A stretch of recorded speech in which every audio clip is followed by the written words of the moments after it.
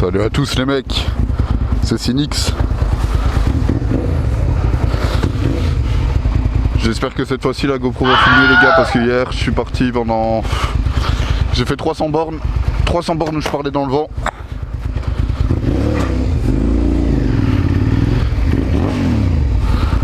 Et franchement j'ai pas envie de parler de nouveau pendant 4 heures dans le vent.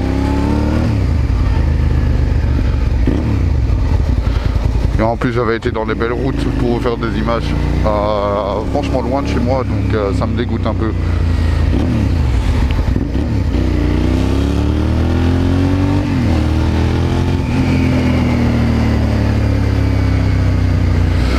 Ça me fait un peu chier, mais bon, c'est comme ça, hein. C'est la vie.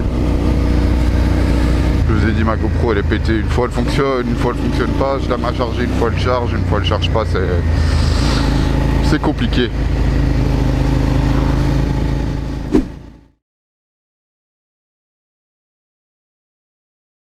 Je dirais que ça se rapproche très fort d'un MT-07. Niveau moteur, hein, bien sûr. Alors franchement,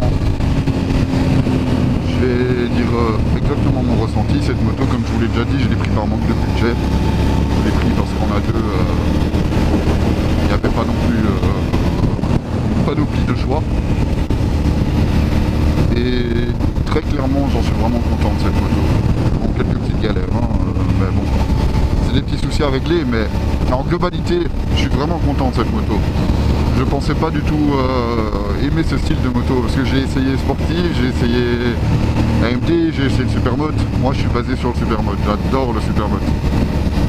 Ma moto de rêve ce serait un 701 par exemple, mais bon, un 701 c'est 10 000 € d'occasion. Donc voilà. Je me suis rapatrié sur mon petit SV en attendant de trouver le travail, de faire ma vie, d'être bien, et quand je serai bien je me permettrai plus. En attendant, je suis très content de ce que j'ai et ça me suffit amplement du moment que ça roule. Bon, sinon j'aurais bien aimé un traceur, mais nouveau même problème, c'est manque de budget, c'est très cher. Bon, pour faire plus court, j'ai acheté cet SV, j'ai fait ce qu'il y avait à faire dessus, même si j'ai encore quelques trucs. Et globalement j'en suis très content. C'est une moto qui a une bonne pêche et une moto qui a beaucoup de couple. Ça se prend très bien en courbe. Pour le moment je me suis pas encore fait peur avec. Enfin, allez, je vais pas mentir. Je me suis fait peur 2-3 fois, mais en globalité ça va quoi. Il n'y a pas d'ABS, il n'y a rien, donc faut bien gérer son freinage. Pas comme un MT quoi. Mais franchement en globalité, très content de cette moto. On comptera le nombre de fois où j'ai dit globalité, hein. Mais vraiment, c'est très polyvalent. C'est très polyvalent. En soi on peut tout faire avec, hein. Hier par exemple quand on a été baladé, j'ai fait des photos dans l'herbe, j'ai roulé dans l'herbe.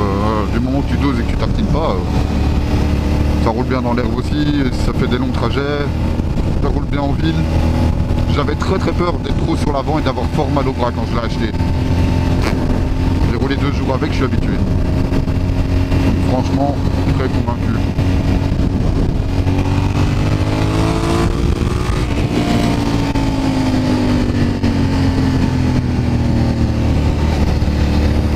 Un petit kiff au monsieur dans la camionnette derrière. Je sens qu'il voulait que je tartine. Ça peut pas se mélanger. Ici tu vois, vous voyez, c'est vraiment une route typique pour mettre un radar.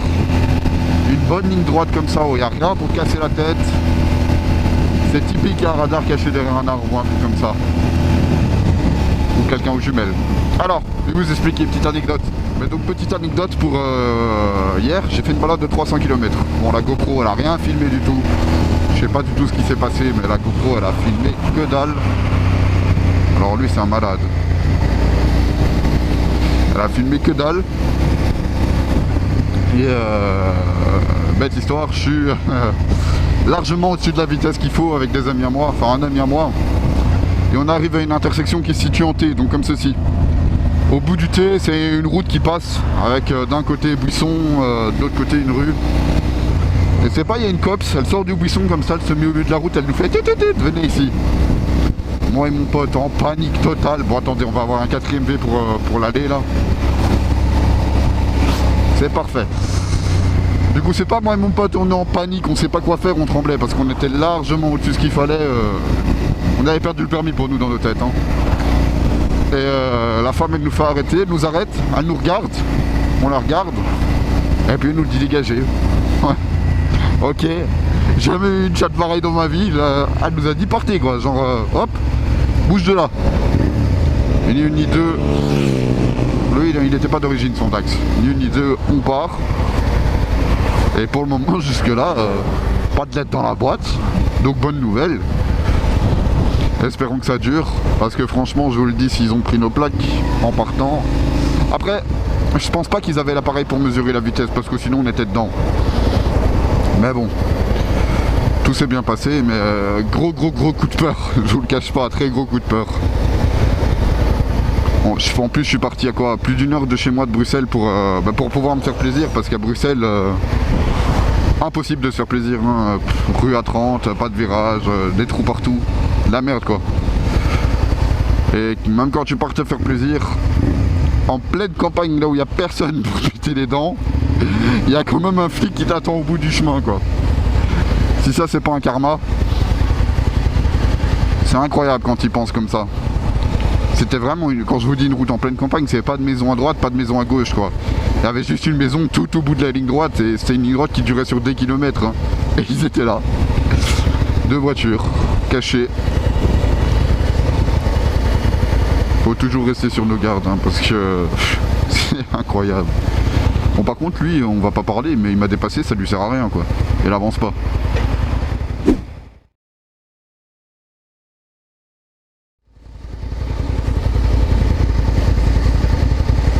Très belle BM 325i.